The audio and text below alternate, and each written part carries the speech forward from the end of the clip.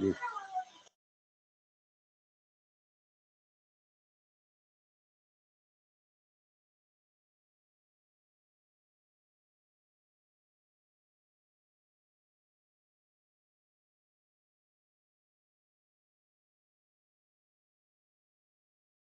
Bueno, listo, muy bien.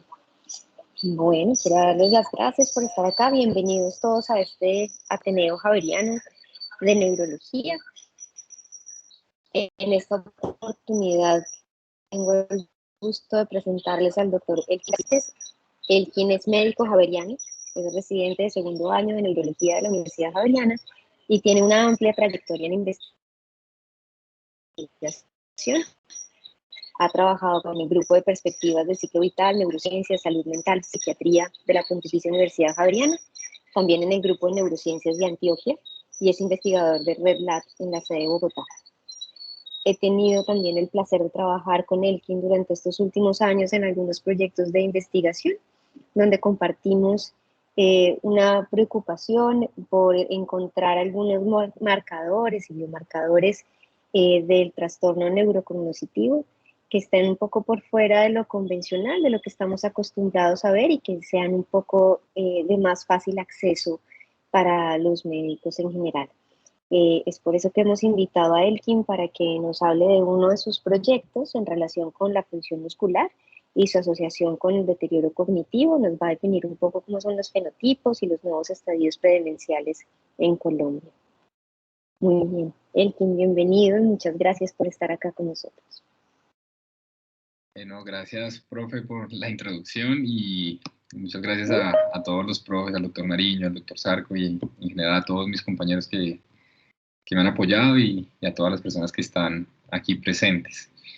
Pues nada, es un gran honor para mí empezar este año con la charla. Bueno, entonces, no siendo más, vamos a empezar. Entonces, bueno, digamos que el título de la charla, como lo mencionó la profe, es Función muscular y su asociación con deterioro cognitivo, definición de fenotipos y nuevos estadios predemenciales en Colombia. Para entrar un poquito en, digamos que en perspectiva, tenemos que conocer un poco las trayectorias del envejecimiento en Colombia, donde vemos que la pirámide poblacional del país está teniendo una transición desde 1964, donde la pirámide poblacional estaba muchísimo más ancha en la base, en el ejercicio.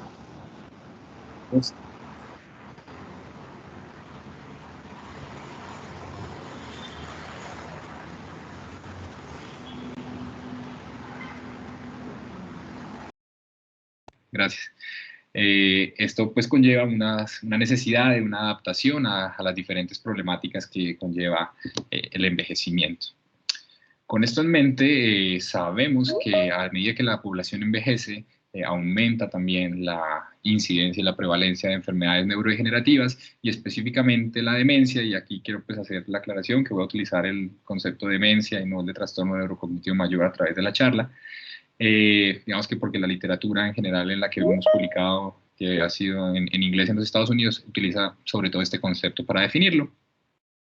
Vemos entonces en este artículo que publicamos hace unos años con los diferentes investigadores, incluyendo el doctor Cano, que está presente, y al doctor Lopera,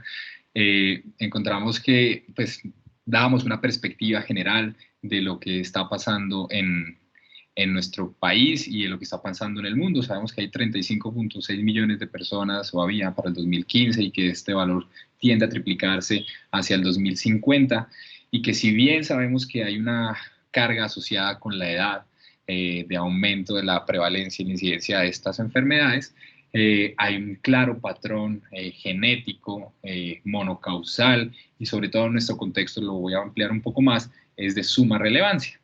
Sin embargo, es importante entender que también hay múltiples variables genéticas que confieren un riesgo poligénico que no es mínimo y que hay que tenerlo en cuenta para entender cómo está progresando esta enfermedad. Sabemos que no hay cura y que es una de las 10 primeras causas de muerte en el mundo, y siendo pues una de las 10 primeras causas, estamos lejos aún de poder, digamos que, tener un tratamiento modificador de la enfermedad. Junto con esto es una genealogía muy importante para los que nos gusta la investigación en demencia, no solamente acá en Colombia, sino en el mundo. Es la genealogía de la familia de la mutación en presenilina 1, la variante E280A, que el doctor Lopera y Lucía Madrigal describieron ya hace unos cuantos años, en el cual lograron identificar una ancestría hasta 1745, Lucía dice que ya encontró un poquito más arriba, en el cual se describen al menos 6.000 individuos de una familia y al menos 300 familiares portadores de esta mutación que les confiere un riesgo de desarrollar la enfermedad en un 100% a los portadores, y es un patrón autosómico dominante. Además de esta familia, describen también muchos años después una familia con una mutación que es I416T, en la cual hay al menos 93 familiares en esta familia, que también tiene una mutación con un patrón autosómico dominante también en Antioquia. De los resultados también obtenidos por el doctor Lopera, después de hacer esta caracterización y empezar un reclutamiento para iniciar un tratamiento modificador de la enfermedad, el doctor en su estudio API, empezando a buscar más pacientes con enfermedad de Alzheimer de inicio precoz con un patrón autosómico dominante, recibió múltiples muestras de diferentes lugares de Colombia, en el cual, para sorpresa de él, no encontró tantas mutaciones en E280A, sino que encontró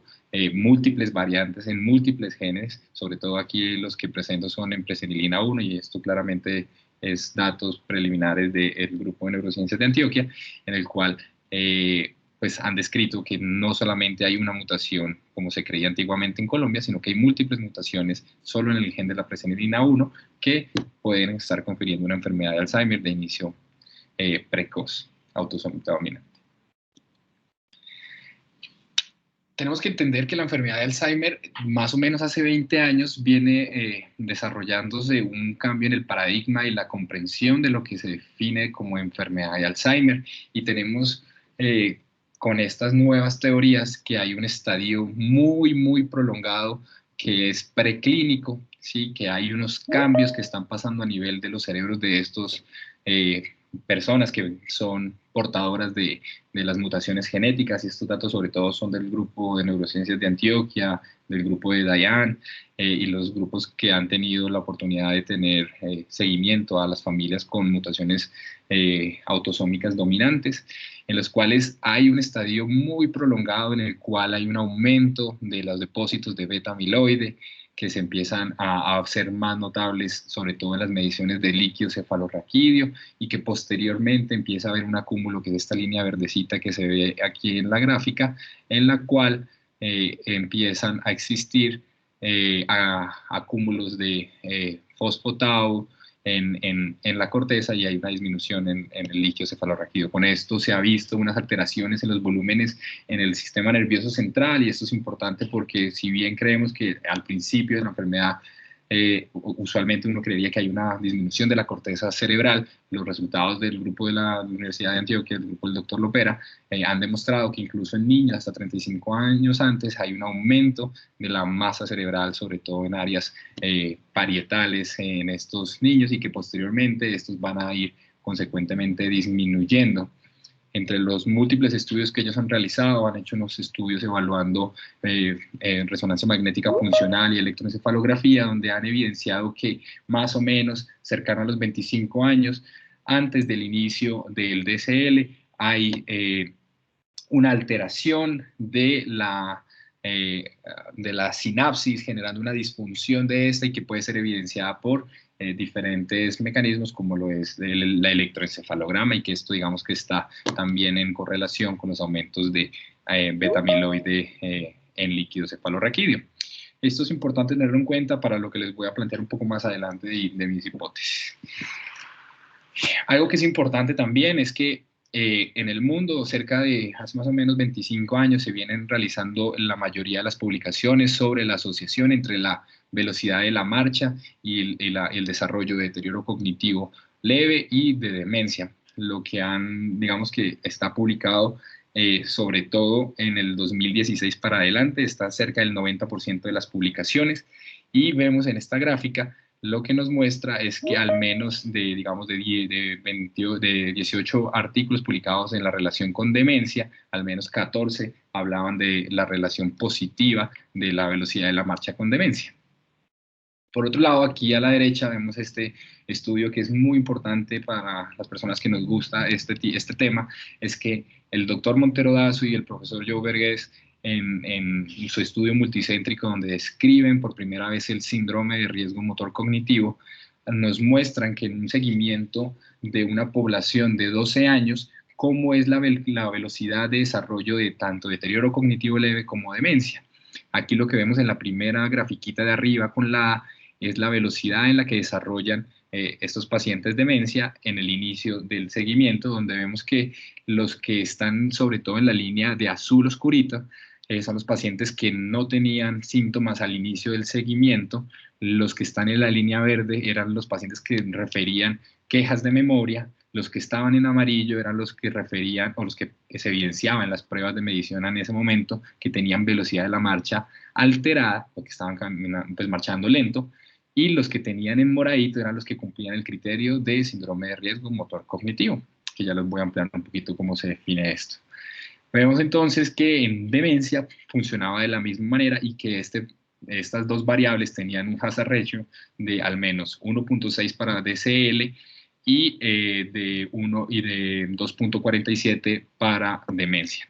El constructo del síndrome de riesgo motor cognitivo es la presencia de alteraciones en la velocidad de la marcha con las quejas subjetivas de memoria. Y es importante tener esto en mente porque si ustedes, digamos, han tenido el contacto con las remisiones de neurología de pacientes que se sospecha deterioro cognitivo, siempre, o la gran mayoría de las veces, es la remisión porque el paciente refiere que tiene quejas de memoria. Y vemos que esta variable en este comportamiento, en el estudio multicéntrico de la evaluación del síndrome de riesgo motor cognitivo, pues no era tan bueno como la alteración en la velocidad de la marcha y el síndrome de riesgo motor cognitivo.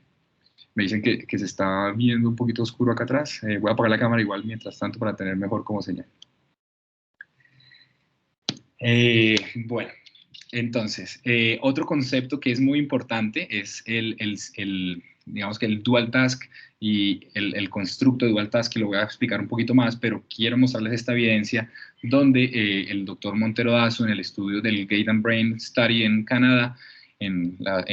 la región de London, Ontario, demostraron que los pacientes que tenían alteración en esta variable, que básicamente es un sujeto que es sometido primero a una prueba simple de marcha y luego se hace una prueba simple de marcha más una tarea cognitiva que puede ser cuentas recesivas o decir una cuenta o pues un cálculo aritmético o una serie de números de 7 en 7 o la nominación de animales en simultáneo con la marcha y midiendo el cambio en la velocidad de la marcha del momento 1 al momento 2, y si este cambio era mayor al 20%, nos mostraba un hazard ratio para conversión en demencia de estos pacientes hasta de 3.79 en los que tenían el cálculo afectado al revés. En la serie de números podía ser hasta de 2.5, al igual que en el de animales. Con esto, el doctor Montero Dazo empieza a proponer un estadio preclínico diferente al del síndrome de riesgo motor cognitivo, que podría ser incluso previo al síndrome de riesgo motor cognitivo y claramente mucho más anterior al DSL clínicamente definido, en el cual son las personas que tienen una alteración en esta prueba específica y que al final pues tienen un mayor riesgo de desarrollar demencia. No solo la marcha ha servido para la medición de estas variables. Este estudio es realizado por el grupo de la Universidad de Texas, en el cual utilizan unidades inerciales y acelerómetros para hacer una medición de la velocidad angular del miembro superior, en el cual, como vemos en las gráficas, tenemos una velocidad angular en verde de los pacientes con cognición normal, en el cual vemos un patrón mucho más continuo y más frecuente, versus los amarillos, que son los pacientes con deterioro cognitivo leve, y en los pacientes con enfermedad de Alzheimer, que son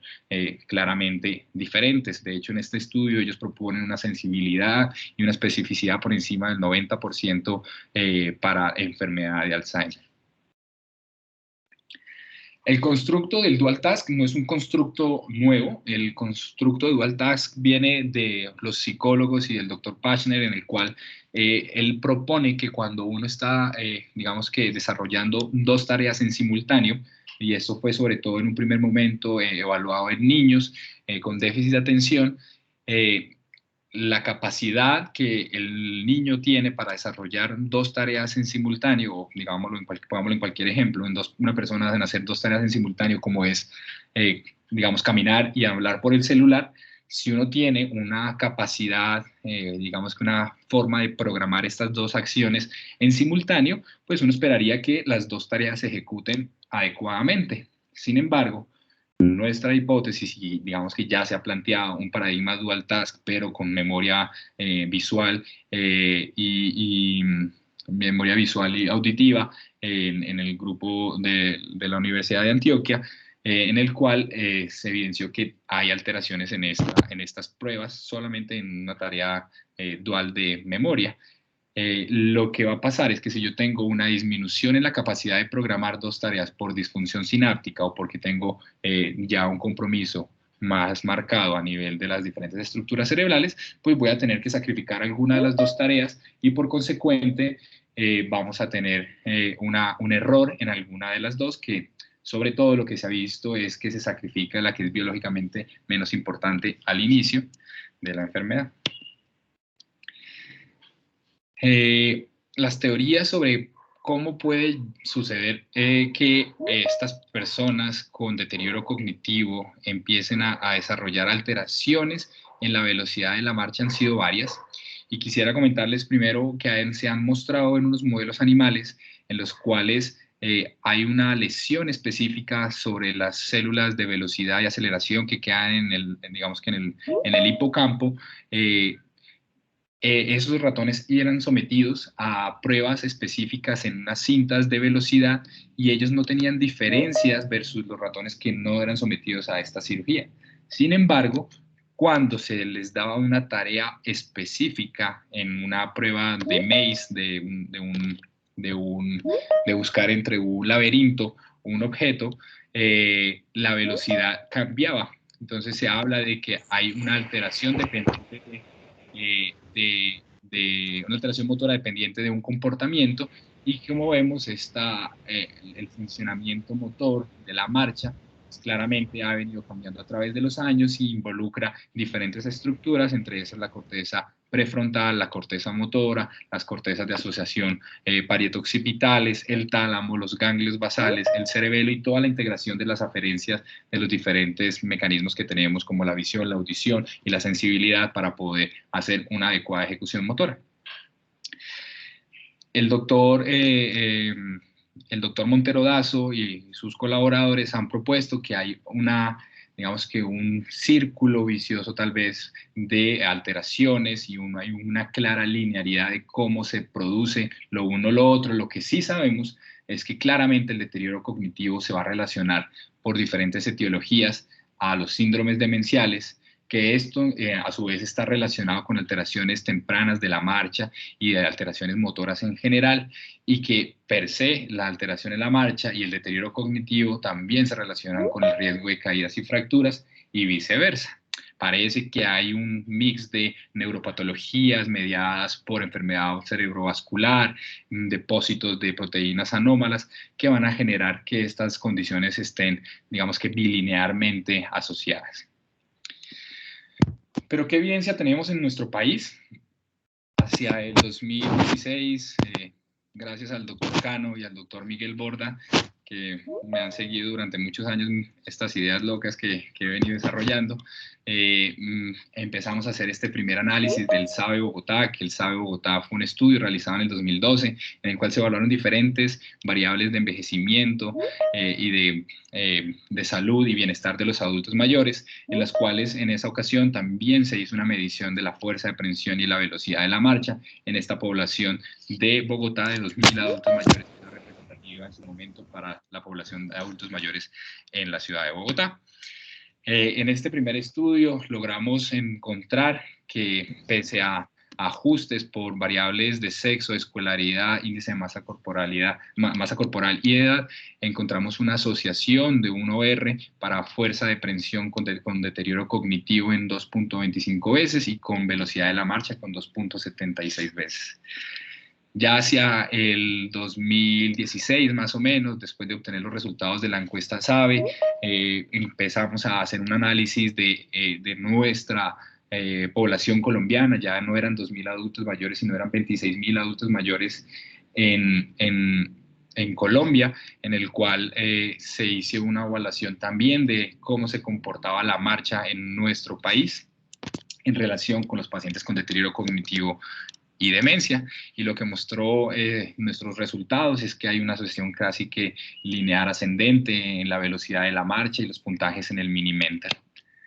Encontramos entonces que los pacientes con velocidad de la marcha lenta tenían un PR de 2.39 veces después de ajustes por variables osteomusculares, cardiovasculares y las clásicas que se han definido que pueden ser covariables en nuestros pacientes con deterioro cognitivo, como son todo el riesgo cardiovascular, enfermedad mental y escolaridad. Posteriormente a eso, y esta es una publicación de este año, y quiero resaltar que aquí está Isabel Márquez, que me ha acompañado en estas publicaciones, que es ahorita interna de nuestro servicio. Logramos esta publicación en Lancet, donde estamos describiendo por primera vez el síndrome de riesgo motor cognitivo en los datos colombianos de la encuesta SABE a su vez. Utilizamos entonces la definición dada también por el doctor Montero Dazo, en el cual primero evaluamos cuáles de nuestros pacientes tenían la funcionalidad preservada, de esos miramos cuáles tenían alteraciones en la velocidad de la marcha a partir de los puntos de referencia que él definió en su artículo de validación, que era -1 desviación estándar por sexo y por edad, y con base en eso evaluamos cuáles de estos tenían quejas subjetivas de memoria, y obtuvimos que hay una prevalencia de al menos 10.71% de adultos en riesgo de síndrome motor cognitivo, y que, pues si se recuerdan, esto aumenta también la probabilidad de desarrollo de demencias. ¿Se acuerdan cuando les mostré al inicio de la presentación que los primeros datos que habían en Colombia es que teníamos cerca de 17% de personas con DCL y al menos 9.4% de personas con probable demencia? Tenemos ahora una proporción de 10.71% de personas adicionales o que estarían de pronto entremezcladas de desarrollar demencia o que están en riesgo de desarrollar demencia. Esto fue los puntos de corte que usamos y que esto fue basado en un artículo también publicado del doctor Cano, que hicieron un análisis del el SPPB, que es de donde extraímos las variables de velocidad de la marcha para medir nuestro punto de corte en el síndrome de riesgo motor cognitivo. Y esto es relevante porque ya planteamos unos puntos definidos para cada uno de nuestros adultos mayores que puede ser usado por cualquiera de los clínicos en un futuro. En este estudio encontramos similar a lo que se ha dicho en el mundo, que esta condición también está asociada sobre todo con ser mujer, con escolaridades bajas, sobre todo los que no tenían escolaridades, y que estas personas presentaban menores puntajes en el Mini-Mental y que estaba asociada predominantemente con variables de riesgo cardiovascular. Y vemos como en esta gráfica de la derecha, al clasificarlos con azul en síndrome de riesgo motor cognitivo, nos diferencia casi que por completo los puntajes de velocidad de la marcha y en el Mini-Mental. Ya hace 5 días salió publicado este artículo en Frontiers de Neurology, en el cual hacemos un abordaje diferente a lo que veníamos haciendo, un poco más exploratorio, con el fin de definir si había alguna asociación específica entre los dominios del Mini-Mental y las variables de velocidad de la marcha y fuerza de prensión, y lo que encontramos es que la velocidad de la marcha y la fuerza de prensión estaban en relación sobre todo con las variables de orientación que mediaban en el Mini-Mental y las variables del lenguaje. En este mismo artículo proponemos entonces un punto de corte diferenciado para la fuerza de prensión y la velocidad de la marcha, y aquí cabe aclarar que no había diferencias entre los coeficientes de determinación para las dos variables, lo cual nos permitiría concluir que ambas variables se pueden utilizar indiscriminadamente en el contexto clínico, en el cual tendríamos una velocidad de una fuerza de presión menor a 17.5, con un área bajo la curva que, si bien no es la mejor, estamos hablando de una variable física para identificar personas con deterioro cognitivo, y identificaría con un punto de corte de esto a al menos 62% de las personas con deterioro cognitivo, y en velocidad de la marcha con una velocidad menor a 0,5.9 metros sobre segundos, una área bajo la curva de 0,65. Vamos que con esto dábamos un poco más de información que en nuestro contexto estas variables tienen una utilidad en la identificación de personas con deterioro cognitivo, y que esto va un poco en relación con lo que hablábamos previamente de las células en el hipocampo de velocidad y aceleración, que permitirían en pruebas específicas o con un interés cognitivo desarrollar, que se vean afectadas, mejor dicho. Junto con esto, sabemos que falta un poder predictivo de estas variables por sí solas, y digamos que lo que nosotros buscábamos no era que con solo esta variable podamos determinar si alguien tiene deterioro cognitivo, sino que es un primer abordaje y puede ser utilizado más adelante, que va a ser la discusión que quiero tener al final, como una herramienta para las personas para los médicos en atención primaria, para aprender las alarmas en personas adultas mayores.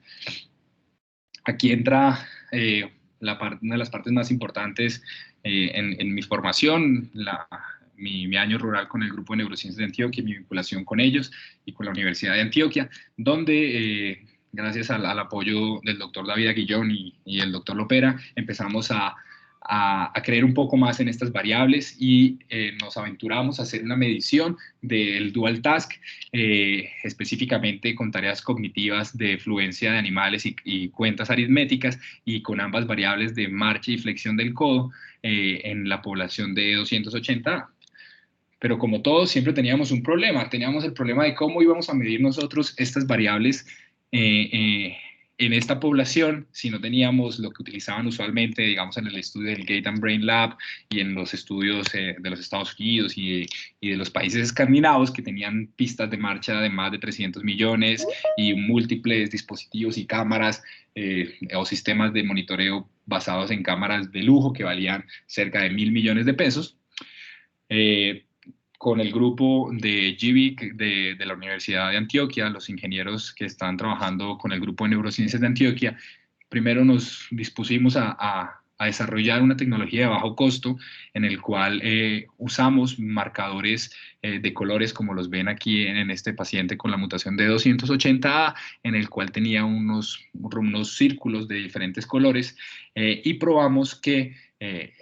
la medición con una cámara de celular indiferente era capaz de generar una imagen igual o mejor que cámaras fotográficas especializadas o los dispositivos ya validados como el Kinect para la medición de la velocidad angular del miembro superior. Y aquí en la primera gráfica que tenemos arriba, tenemos unas gráficas como en azul marino, unas curvas como en azul marino y unas curvas como en morado, en las cuales en azul marino era el single task que se le pedía a la persona de hacer el movimiento o la velocidad angular del miembro superior, y en moradito en la primera eran las cuentas de animales, y vemos que claramente hay una disminución en la frecuencia y en la amplitud de los movimientos. Y en la parte de abajo encontrábamos las cuentas de -3, en las cuales pues claramente también había una diferencia.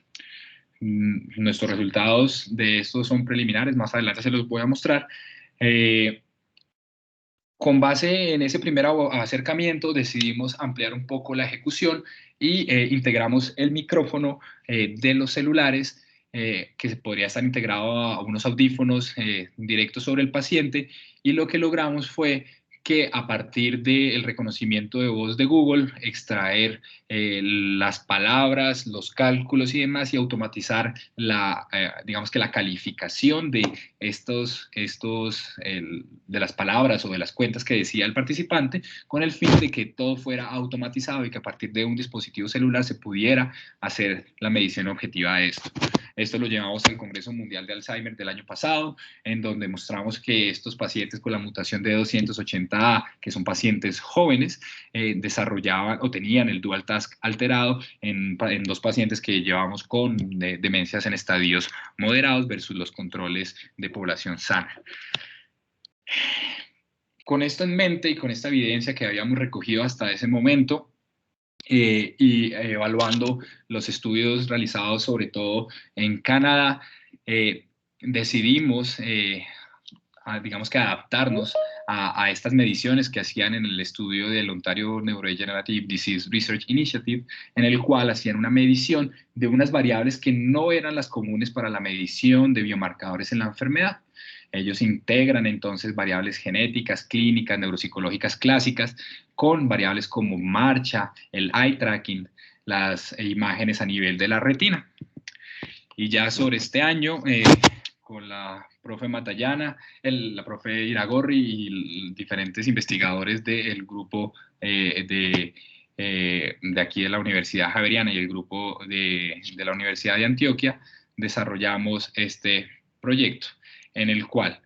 a partir de la hipótesis y digamos de los problemas que tenemos de que en nuestro contexto, que no tenemos biomarcadores disponibles en suero, que los estudios genéticos son costosos, que no tenemos aún ni siquiera validación de mediciones en el líquido cefalorraquídeo y las imágenes funcionales usualmente están limitadas para ciertos centros y en mediciones en investigación, y que las estructurales usualmente nos hablan ya de estadios avanzados de la enfermedad e irreversibles, plantear un proyecto en el que pudiéramos empezar a hacer una medición de otras variables que pudieran tener una aplicación en nuestro contexto. Entonces, como les mencioné previamente, la hipótesis que yo planteo y le planteé a David y al doctor Opena en algún momento es que estas alteraciones en la función muscular, y específicamente con la prueba de Dual Task, estarían más o menos ubicadas cerca al evento de disfunción sináptica, al menos 25 años antes de la enfermedad, y que hay diferentes hallazgos que ya hemos comprobado que en nuestro contexto están y que se asocian al menos hasta 12 años antes del desarrollo del deterioro cognitivo leve, como es la alteración en la velocidad de la marcha y la fuerza prensil, el síndrome de riesgo motor cognitivo, que al menos podría estar al 5 a 12 años antes de la enfermedad del deterioro cognitivo leve,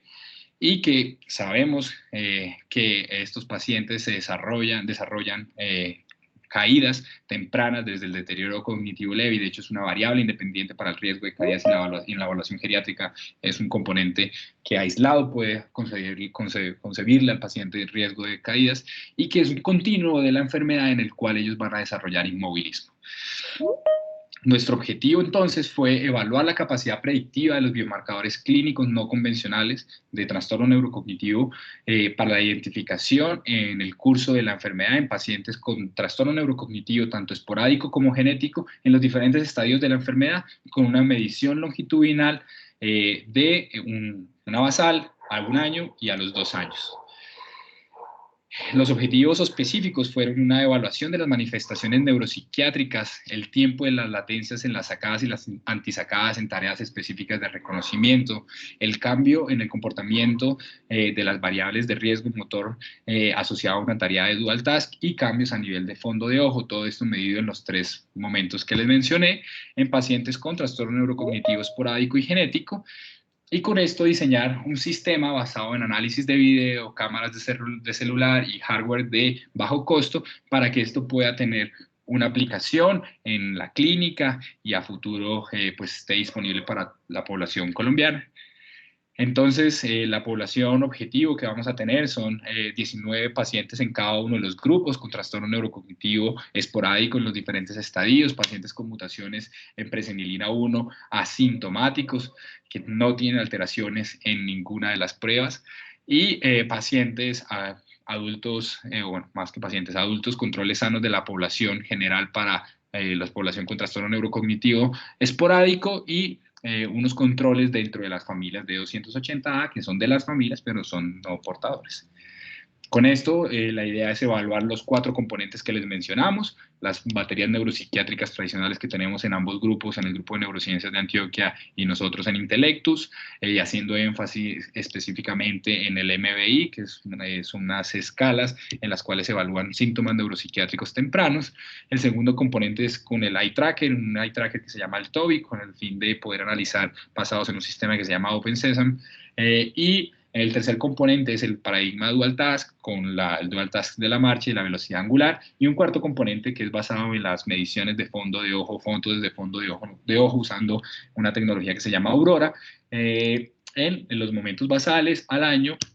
y a los 2 años de seguimiento. En junio del 2021, en una carrera, logramos obtener la aprobación por el Comité de Ética Institucional y logramos someter el proyecto a Colciencias, y en estos momentos estamos a la espera de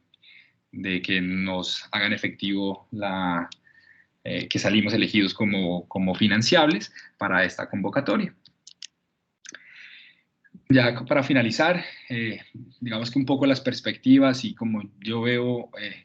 estos resultados es que, digamos que me gustaría a futuro que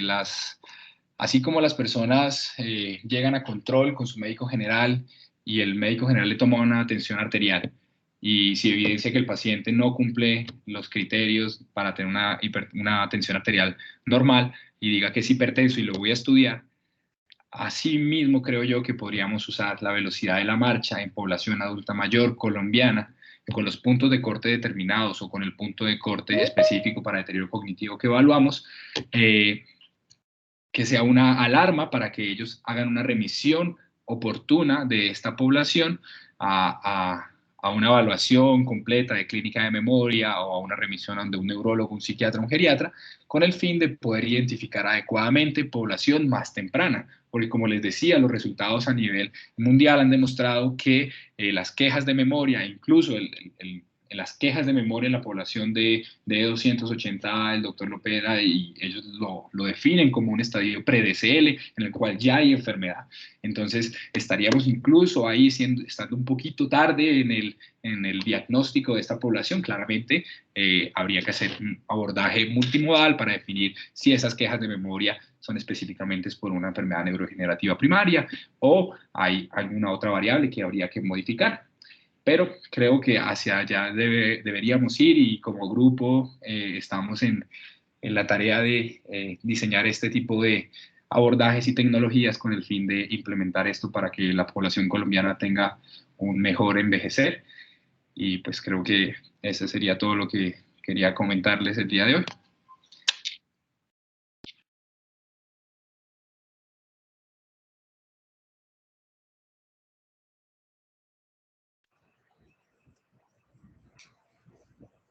Bueno, Elkin, muchas gracias por la excelente presentación y ante todo mis felicitaciones por todo ese trabajo de investigación que has ido madurando a través de los años y que iniciaste tempranamente desde cuando eras estudiante. Así que felicitaciones y gracias por compartir los resultados con nosotros. Gracias, profe. Esa es parte de la idea y pues con lo que siempre he intentado poder compartirles con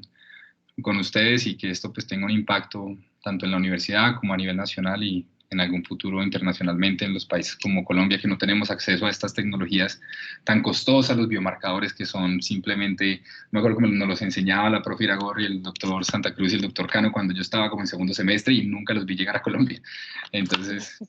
básicamente, está lejos.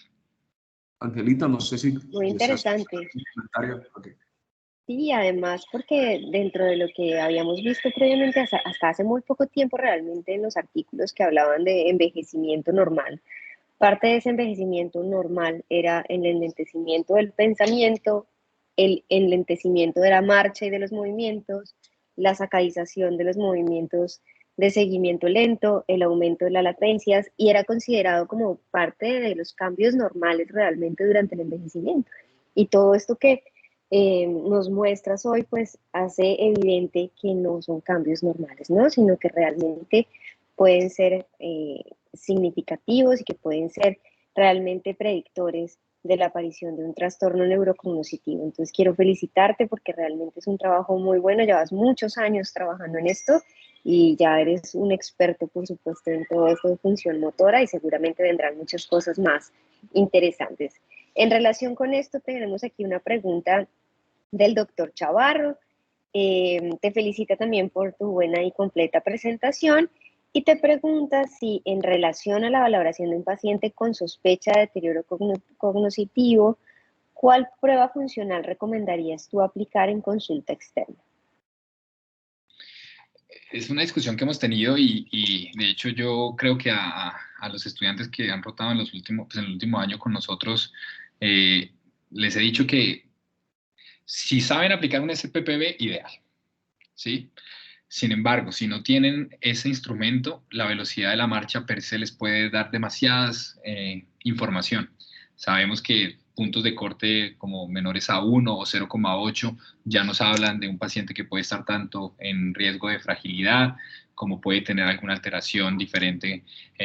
como sarcopenia, pues digamos complementando con las otras mediciones que hacen usualmente los geriatras, pero en concordancia con lo que les acabo de presentar, velocidades de la marcha disminuidas por debajo de 0,6, pues nos tienen que prender las alarmas en cualquier contexto de un paciente mayor de 60 años porque puede desarrollar o puede estar en riesgo de desarrollar deterioro cognitivo. Yo creo que si les enseñáramos a todos nuestros estudiantes y médicos en formación a hacer una medición adecuada de la velocidad de la marcha con el celular, teniendo una clara definición de los 3 metros o 4 metros. Bueno, cabe aclarar que nuestros resultados son con 3 metros la validación. Pues tendríamos la posibilidad de tener un primer acercamiento a esta medición, que si bien también lo discutimos alguna vez con el profe Chavarro, a veces la forma de la medición y a veces que el stopwatch que siempre recomiendan hacerlo, pues no se tiene a la mano, pero pasa lo mismo con la medición de la tensión arterial, ¿no? Pues siempre nos enseñan cómo debería ser la medición de la tensión arterial, pero sabemos que no siempre se logran los ideales de medición de la presión arterial. Y aún así hacemos las remisiones de esos pacientes para que los vea un internista o un cardiólogo porque está hipertenso y le iniciamos medicamento y empezamos a hacer una serie de intervenciones en pro de prevenir ciertos desenlaces en estos pacientes. Creo que hacia allá va y creo que la velocidad de la marcha pues es un marcador muy importante en el contexto del deterioro cognitivo y los desenlaces funcionales en los pacientes adultos mayores. Y eventualmente, de acuerdo a lo que hablaste también, una vez se estandarice todo lo de la doble tarea, también podría ser una prueba que se pueda hacer fácilmente en consulta externa, ¿no? O sea, podemos poner a caminar un paciente y ponerle a hacer otra tarea adicional, tal como tú lo describías, para ver si hay un cambio en la velocidad de la marcha. Habría que estandarizarlo, pero muy probablemente cuando ya logremos sacar el proyecto adelante tendremos más claridad en relación con eso. De acuerdo, profe. Sí, obviamente el dual task va a ser, la doble tarea pues va a ser el futuro, por lo menos creía yo en nuestro contexto, y que, digamos, haciendo la validación que nosotros queremos hacer de la velocidad angular y la marcha, pues quitamos muchos sesgos como los que siempre nos dicen que los problemas articulares de la cadera, de la rodilla, porque si tenemos adecuadamente los miembros superiores podríamos ejecutarlo. Entonces, en ese sentido, el tener estos dos instrumentos, la velocidad angular y la velocidad angular y la velocidad de la marcha en una tarea dual, pues nos permitiría tener una herramienta muy útil. Muy bien. No sé si alguien más tiene alguna pregunta.